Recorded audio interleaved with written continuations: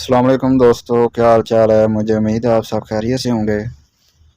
तो आज आपके लिए एक नई वीडियो के साथ आपकी खिदमत में हाज़िर हूँ। आज की वीडियो में मैं आपको जो ब्लैक सी के सराउंडिंग कंट्रीज़ है उनको याद करने का एक आसान सा ट्रिक बताऊँगा। तो ट्रिक ये है दी बर्गर।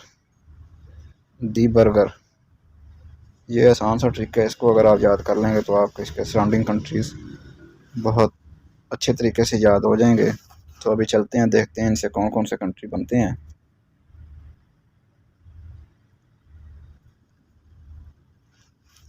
जी, तो टी से बनेगा तुर्की, बी से बुल्गारिया, यू से यूक्रेन, आर से रशिया, जी से जॉर्जिया, आर से रोमानिया।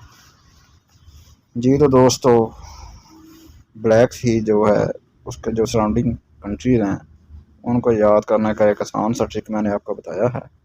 तो इससे आप बहुत आसानी से ब्लैक सी के सराउंडिंग कंट्रीज़ को याद कर सकते हैं। इधर से आप स्क्रीनशॉट भी ले लें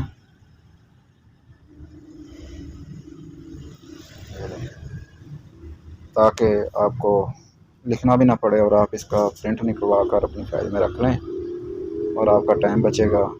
मुझे उम्मीद है आज की वीडियो आपको पसंद आई होगी।